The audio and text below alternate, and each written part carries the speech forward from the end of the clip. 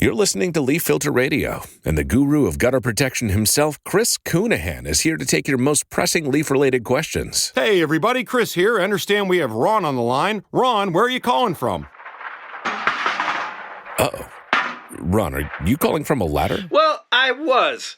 I wanted to ask Chris what I need to do to get my gutters ready to have leaf filter installed. Oh, Ron, you don't have to do anything. A Leaf Filter Trusted Pro will come out and clean out your gutters, realign and seal your gutters, and install Leaf Filter, America's #1 gutter protection system. So I didn't need to get on this ladder? Ron, Leaf Filter Trusted Pros are in your neighborhood and ready to help. Just visit leaffilter.com/day to schedule your free gutter inspection and get up to 30% off. Thank goodness. What was that site? That's leaffilter.com/day for your free gutter inspection today. See representative for warranty details. Promotion is 20% off plus a 10% senior or military discount. One discount per household. Attention! You're listening to The Todd Huff Show, America's home for conservative, not bitter talk and education. Be advised, the content of this program has been documented to prevent and even cure liberalism, and listening may cause you to lean to the right.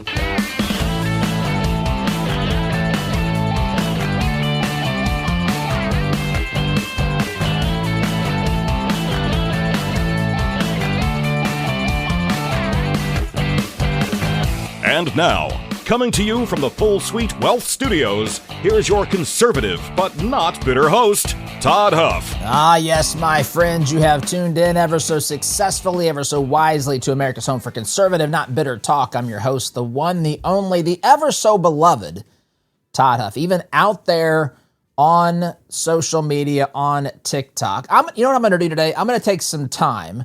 I'm going to take some time to express some concerns that people on the left have. There are some legitimate concerns, but I got to tell you, they're not capable. 9 out of 10 of them are incapable of expressing their concerns without making it some sort of a personal attack. And listen, I don't care. I got broad shoulders. It doesn't matter to me what these people say about me. I do find it interesting that this is, look, from the overflow of the heart, the mouth speaks. The amount of anger and rage coming out of these individuals it is unbelievable to me. If you want to see, you can go to our TikTok, but our TikTok page, which, by the way, I should tell you, we have recently, and by recently, I mean, I guess technically yesterday, we have revamped our email newsletter. For a while back, originally we had what was called the Semi-Sweet Morsels of Truth. That was our initial weekly newsletter. That evolved into a weekly column called the Conservative Not Bitter column. But as we've evolved and continue to try to streamline and give you more content in a more timely way, we've actually changed our newsletter. It's a daily newsletter called The Daily Truth. It'll have the Todd Talk in it. It'll have some of these exchanges that I'm having on social media. Sometimes I call it the stupidest thing I've heard today. Sometimes I'll call it the lunatics of the left. But I'll put some of these screenshots of social media comments that I've gotten, and we'll talk about those because I've got so many to choose from, especially from TikTok. And we put a summary of what's going on out there in the news. This is designed to give you conservative commentary without the bitterness, straightforward analysis. It comes to your email inbox daily. I think we will eventually give an option to get that weekly instead of daily as well. It's just there's so many things out there, and there's a lot of content. There's a lot of content, things that we talk about here, things that can be expounded upon a little bit in our online newsletter. It's called The Daily Truth. You can go to toddhuffshow.com/truth. That's where you can go to sign up for free for the newsletter. It goes out daily in the afternoons. We're kind of revamping, or I guess tightening that, reining that in as to exactly when that'll go out. But that's the plan. toddhuffshow.com/truth if you want to sign up to receive that. Okay, my friends. So here's what we're going to do today. I want to talk here in the opening segment about the ICE raids and the National guard debate that's being had. I'm going to play a clip of the program, this program that I posted to TikTok. We post short clips onto TikTok of the program to promote the show, to try to reach people on that platform. I don't have a ton of... Listen, this program was built to be first and foremost a talk radio program. We're on 21 stations now. Estimated to reach several 100,000 people every day. But we haven't had a lot... Listen, we haven't spent a lot of time on certain places like social media. TikTok is one that, for a while we were getting a lot of traction. I don't know if we've been shadow banned or whatever. I don't know, but I do know that I'm on the liberal side, the left side of TikTok right now. So I posted this clip from, I think this was from yesterday's show. If it wasn't yesterday's show, it was Friday's show. I believe it was from yesterday's show. So let's listen to what I have to say here, and I want to read you some of the comments. I'm going to tell you what they say to me when I make a comment like this. This is a 28-second clip, which that's something else I don't think that these folks understand. This is a clip from an hour-long podcast radio show every day. This is not designed to have all the answers. This is designed to give you a feel of what we're talking about on the program, a feel of the way that I talk about the issues. It'll hopefully cause you to have questions or a response, engage with you. I welcome you on any platform that you find these videos to engage with us. I don't even care if you disagree. I don't even care if you get a little bit fired up at me. What I do, and I don't personally care, but I just don't take people seriously who say some of these things. It is remarkable to me where we have devolved as a society. When I tell you this is a fight against good and evil, I mean that. Listen, not everything is black and white. There are things that, perspective or preference come into play. But there is right and wrong in this world. There is black and white. There is good and evil. There is up and down, however you want to differentiate between these things.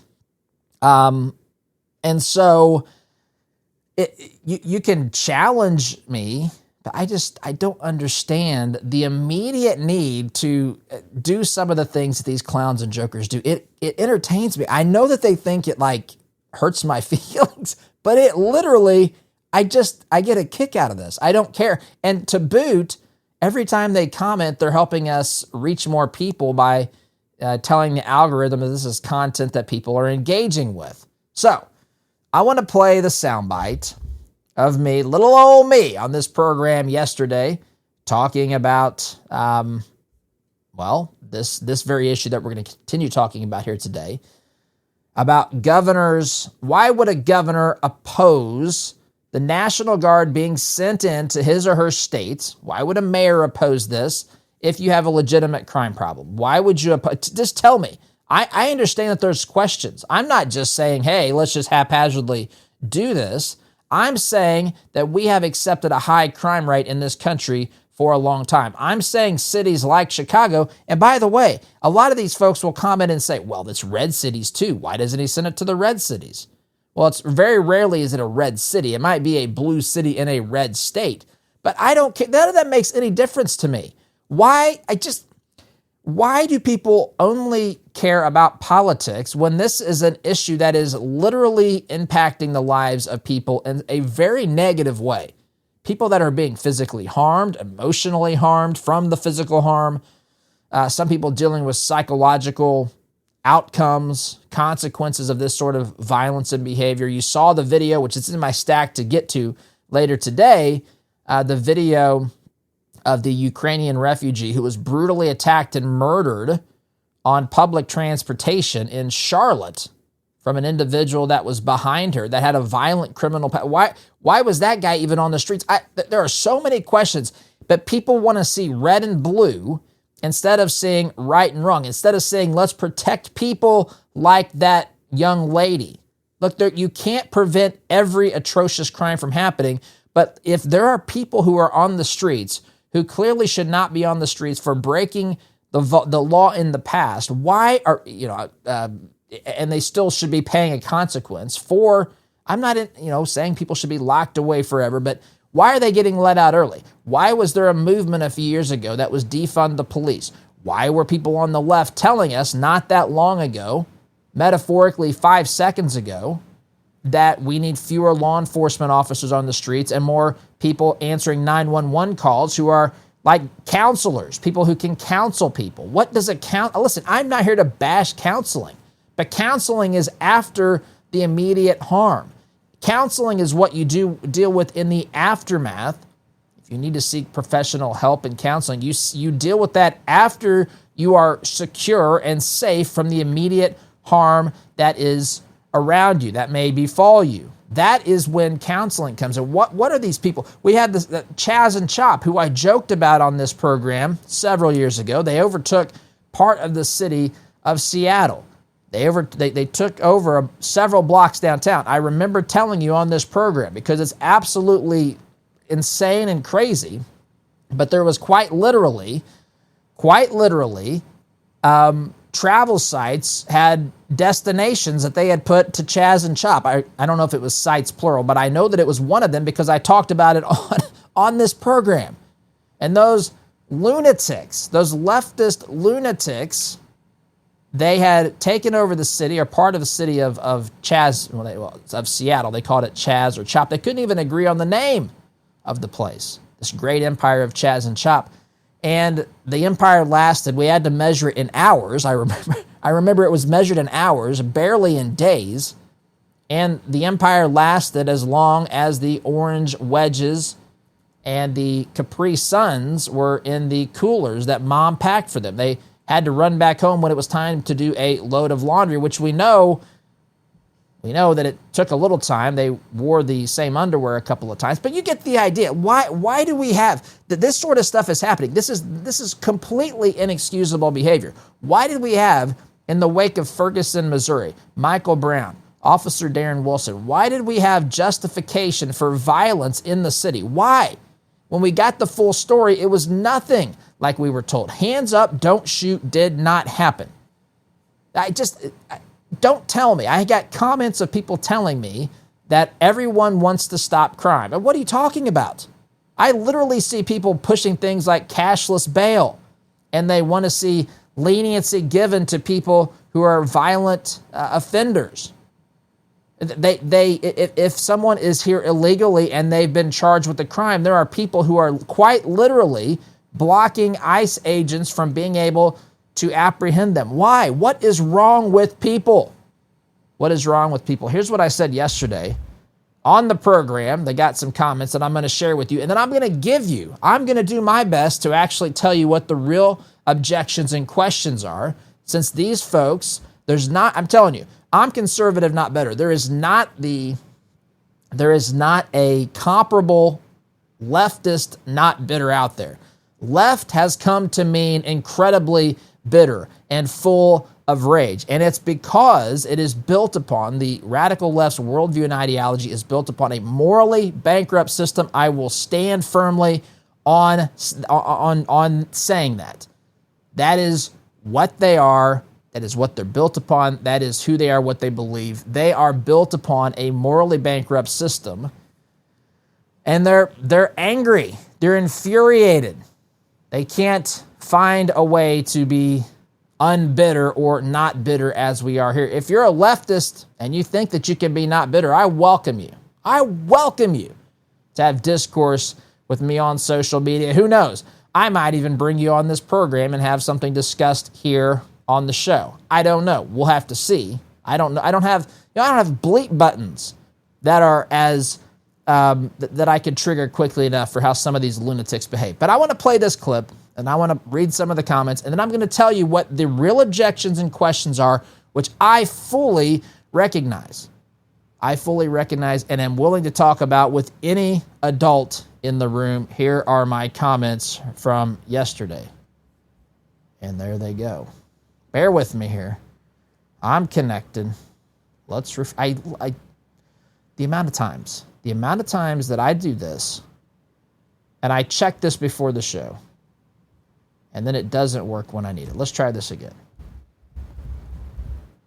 It's not working again. I tell you what. So, As I'm trying to figure this out in the background here, let me remind you here, give you a word from one of our partners here at the Todd Huff Show, and let's talk about something important. Let's talk about our money. We've worked hard for our money. The left wants to take all of our money. Did you see, by the way, the left, this is in the stack of stuff too.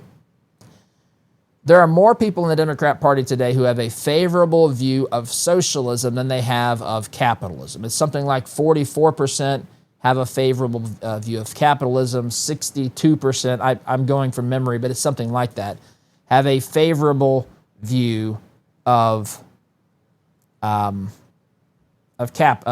socialism.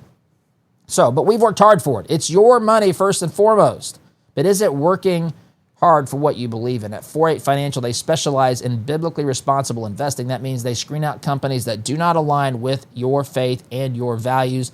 On top of that, 48 Financial will help you create a plan that fits your goals and your purpose. The best part is they will show you right now how your current investments stack up against your values. All you have to do is go to 48financial.com/Todd to take a quick assessment. It's painless, it's quick, it's easy to do. I did it.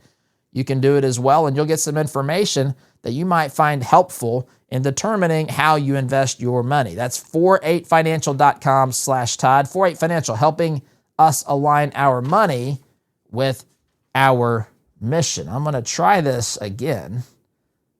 I've tried this a couple of times here, and it is just not, I don't know why. I mean, it literally is connected here to my sound device, and it just doesn't want to cooperate. So I'll have to probably address this after the break. But, so what I said was, let me give you a summary of what I said, since I can't play this. I said, why in the world would governors not want to have support from the National Guard if violence in their cities is bad, needs to be reduced, is out of control? Now, I get politics. I understand. You know, my son asked me, I shared this on this program. My son asked me some time ago, Dad, what is politics? And I thought about it for a minute, and I said, you know what, son? Politics is the art of taking credit for everything that your constituents like that's happening in the world around them. And it's the art simultaneously of assigning all of the blame for everything your constituents don't like to your political opponents and political adversaries. It's about posturing. It's about perspective. It's about determining an image, trying to create a brand, so to speak. It's doing actually very little, but it's the art of taking the credit for the good things, and it's the art of passing the blame on the bad things. It reminds me of the clip from The Office when Michael Gary Scott, tells David Wallace, who is the CFO. At one point, he was the owner of Dunder Mifflin. He started the CFO. Anyway, he told David Wallace when he got into trouble, David, I'll be honest, I want all the credit and none of the blame. That's what politics is, my friends. And so I get that. I get that there's a danger in being caught saying we need the federal government to come in here. I get that, especially when the federal government is controlled by the party who is in opposition to you, who is your political adversary. I get it. I also get that the left doesn't want to have what I just did. They don't want to rehash how many things that they have done that have stood in the way of actual law enforcement and the reduction of violent crime. They were the ones. No matter how many times they try to tell you that it's not the case, the left absolutely, positively, unequivocally is responsible for the concept of sorry, one of my tech things just shut down here. No, it didn't. I don't know if it did or not. I'm having technical problems all around here.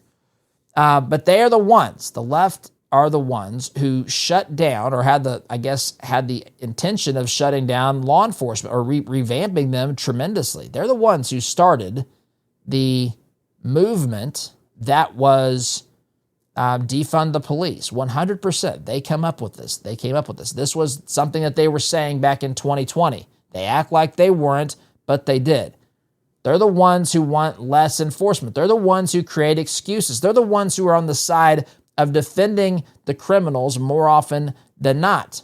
The only quote-unquote criminal they seem interested in getting equal or getting even with, getting back at, is President Donald Trump, who, again, asked them to explain to you the 34 felonies he was allegedly convicted of. Asked them to do that. They can't explain what happened. They can't explain why it was applied to him, why he was basically the first person in history to be tried even for these things. And they want to say the number 34 because it seems overwhelming when you realize it's really one accusation, one charge that was repeated 34 times by statute. Then you'll understand there's one thing. I mean, it quickly comes apart here. Anyway, so here we are, my friends, trying to deal with this conversation about crime. And the left doesn't want to politically take it on the chin. So they've been telling us that crime is improving in their cities. I have a lot of doubts about these numbers. I do. I have a lot of doubt about these numbers. Now, people seem to only want, people on the left anyway, only have questions about the numbers when Trump is in charge. In fact, I had someone on social media say to me when I said, I don't understand how someone could see the success that we've had in Washington, D.C. when Trump has taken over federal law enforcement there, D.C. law enforcement, and sent in the National Guard. I don't understand how you could look at those results. Remember, this is a city that is occupied by huge numbers of people who are on the left. Huge numbers of people on the left. This is a very, very, it's 90+% Democrat, liberal, leftist. They are all, I mean, some of them are protesting, don't get me wrong, but they're not protesting the results. They're protesting the fact that the National Guard is there. If you ask the people who live there, they'll tell you almost to a person that it's significantly safer.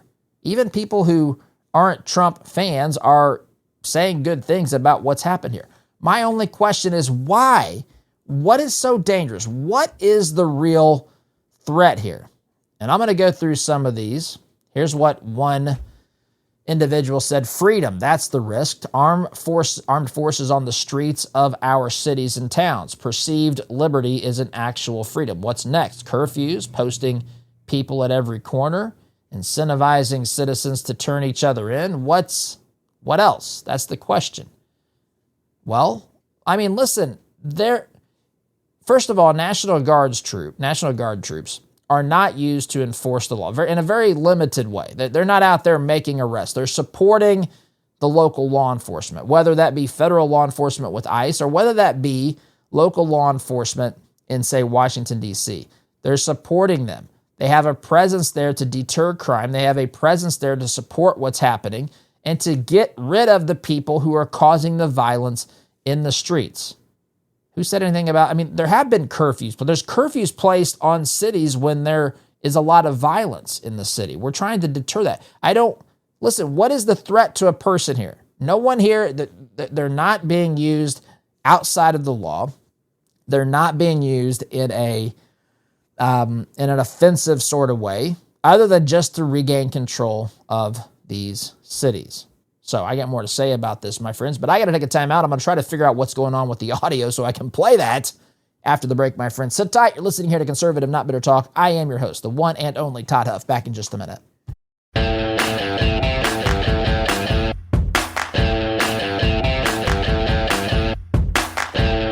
Welcome back, my friends. I tell you, just played this soundbite during the break. If it doesn't work, that's because something is happening with my new tech configuration. So here we go. I'm going to try this again. If not, don't worry. I'll just move on to some of these other comments, and I'll do what I told you I was going to do, which is tell you what the real objections are, the real questions that people have would be, what those questions would be, since they can't express themselves kindly with words. Here we go.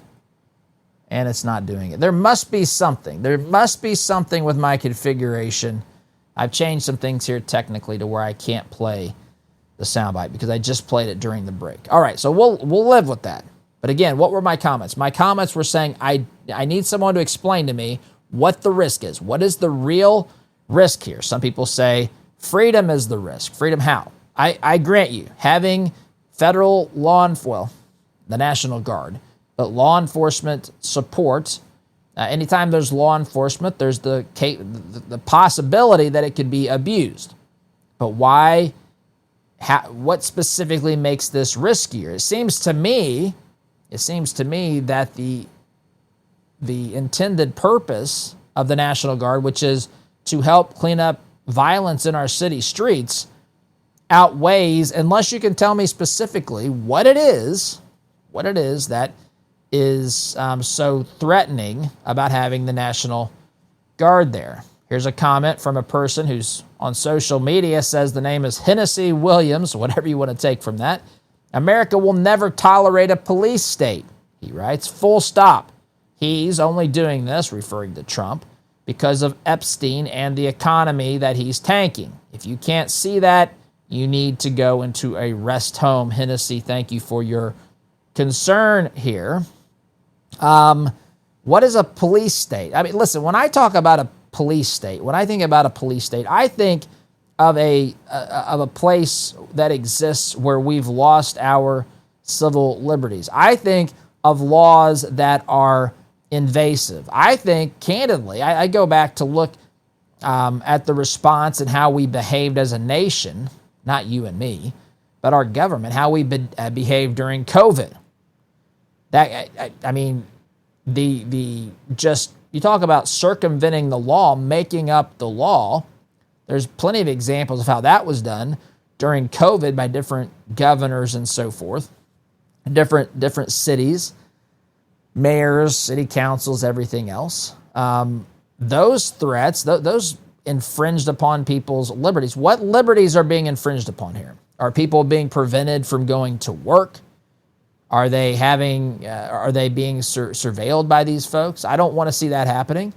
I want the National Guard to support law enforcement. I want to see, what really is at stake here is you've got a political party who has been hell-bent on preventing the enforcement of federal law. That's what this is really the consequence of. We've had cities that have created themselves as sanctuary cities, as sanctuary states for states who say they are not going to cooperate with the federal government. They don't have to cooperate. Some of these have gone far beyond not simply refusing to cooperate. Some of these folks are actively trying to interfere with these proceedings. You've seen videos all over the place. And again, what is happening? There is an attempt to enforce the law. And it looks crazy to some people, because for the first time in a long time, the law is actually being enforced and being followed. There are laws on the books about being in this country illegally, and there are clear consequences for what happens. You shall be deported if you're not here legally. Yes, you can have a hearing before an immigration judge, but it's pretty cut and dry. There's not some drawn-out process where you need a jury. If you can't prove that you are legally able to be in this country, you will be deported. If you've committed a crime on top of that, you could face criminal charges in which you get due process rights that criminals would receive here in this country. But that doesn't mean that if you haven't committed a violent, heinous crime that you are somehow allowed to stay in this country. Trump has made it clear from the beginning that anyone who's here illegally can be deported. He's starting with those who are the most violent. He's starting with those who have questionable connections to gangs and things like that. But he doesn't have to do that. If you're here illegally, full stop. That's what this comment said. Full stop. America will never tolerate a police state. I agree with that. But America will never tolerate a lawless state either. See, context matters. Nuance matters. If enforcing the law means that we have a police state, help the people who are on the other side of that argument. If enforcing immigration law, if enforcing laws against homicide, murder, if enforcing laws for those things constitutes a police state, then we've lost the ability to have a reasonable conversation. I don't want people spying on me. I don't want to be spying on anybody else. I don't want a secret police. I don't want to see the erosion of our liberties, of our civil rights and things like that. I don't want to see that. That's not what's happening here. You have an obvious situation where there's crime in the cities, and it's just candidly being ignored. It's being ignored until they realize that, hey, we've got to win elections, so now we got to tell people that we're having some success. And as Stephen Miller has said, Stephen Miller with the White House has said, in Washington, D.C., they've been miscategorizing things so as to make the numbers look better than they really are. I would suspect that same thing is happening all over the country. I can't prove that, but I have very good reason to think that. Again, it's an anecdote, it's a story, it's a tragic story, but the individual who murdered the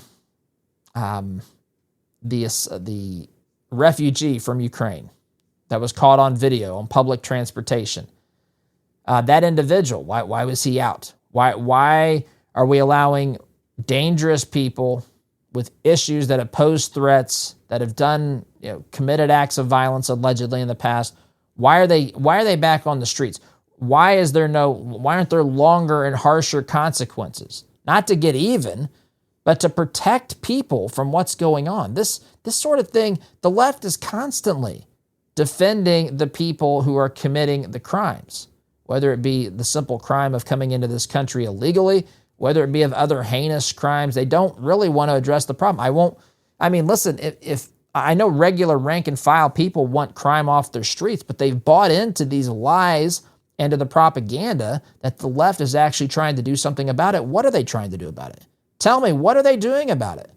Now they want more resources for local law enforcement? What, so they can blow that money as well?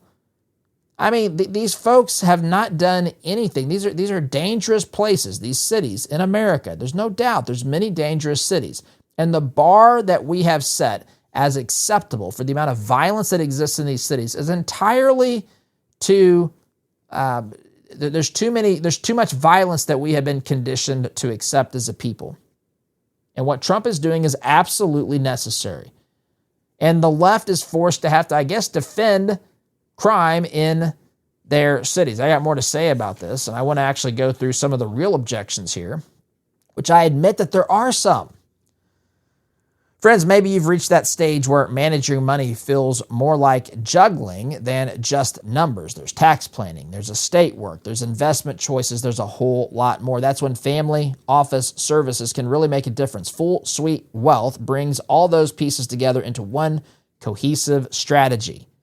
Their family office services give you access to a coordinated team with advanced options strategies, with private equity, with private credit, legal expertise, all under one roof. It's about simplifying your financial life, my friends, planning for the future, making sure your legacy stays strong for generations.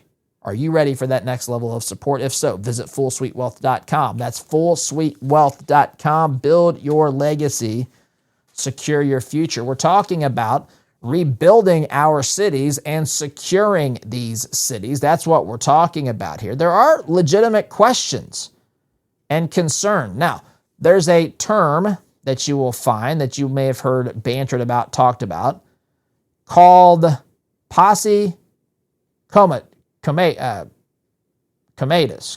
So there's two ways to say it. I say Posse Comitatus, I'm sorry.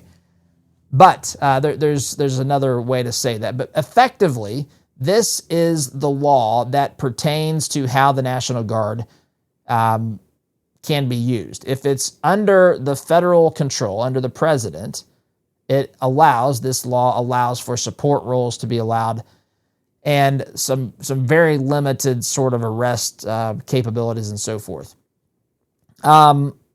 Otherwise, it starts off, the National Guard is under the control of governors. That's why this cooperation is ultimately necessary. But if the federal government sends in the National Guard, it can be used in a very limited sort of way. Now, what are people concerned about? Well, I'm going to get to those things in a moment after the break. They're concerned about 3 or 4 or 5 different things, and I want to talk about these responsibly because I hear their concern when they're able to voice them, or even when they're not able to voice them, which we're going to talk about that again on the other side of the break. Quick time out for me, my friends. You're listening here to Conservative Not Bitter Talk. I'm your host, Todd Huff. Back in just a minute. Welcome back, my friends. Third and final segment of today's program. Let me remind you, my friends, take care of your heart health. I know diet and exercise are great places to start. We all should think about diet and exercise, taking care of our bodies, using our bodies, fueling them the right way, reducing the amount of junk we put in there, that sort of stuff. But we should also think about taking care of our heart proactively. You know, heart disease is a big killer in this nation. And so one of the things you can do, it's a great place to start, is take Sol-T soft gels that are designed and proven by science, my friends, to help reduce and lower cholesterol. So all you have to do is take 2 Sol-T soft gels a day. I do this, by the way. Take a couple of Sol-T soft gels, and it's been proven. It's helped a lot of folks lower their cholesterol. It may be able to do the same for you. Check it out at Soltea.com, Soltea, Soltea.com. Use my name, Todd, during the checkout process. You're going to save 50% on your first order, and you'll get free shipping as well. Again, the only thing you have to lose are those high cholesterol numbers. Soltea.com, Soltea, promo code Todd. All right, I'm going to go through some of the real objections, and these are real concerns and objections. Sending in the National Guard. Number 1, the risk of just militarization. So the critics would say, look, you're sending in a bunch of people, soldiers who aren't police. You're sending in tanks, which isn't really true. They don't send in tanks. They send in Humvees and other equipment like that. But they're not sending in tanks. They're not going to war. But they say, look, it feels like it's a war zone. That's what it feels like. So I get that. But let me ask you this. What does it feel like when crime is high? What does it feel like when violent crime is happening all around you? What does it feel like? Does it not feel like a war zone when you look in your parking lot in your apartment building and you see, as I saw the other day on video, that there were 5 windows busted out of vehicles that were parked in broad daylight outside their apartment complex. 5 vehicles just had smash and grab attempts. All of them were just sitting there, windows busted open, nothing being done about it. Listen, that's not even the most violent types of crime. I'm saying, what does it feel like when your city has basically been taken over? You've heard about places around the world and in certain extremely violent places where there's no-go zones, where law enforcement doesn't even go in certain places. I'm not saying that that's happening in these cities. I'm just simply saying that's kind of the worst case scenario. It's become the Wild West. There's no law and order there. You're on your own, I guess. Guard deployments are support. That's what this is. They're about building barriers, moving equipment, watching cameras. They're not patrolling the streets with rifles. In fact, if you've seen the folks in Washington, D.C., you see that they're in their fatigues, but they're not strapped with rifles there.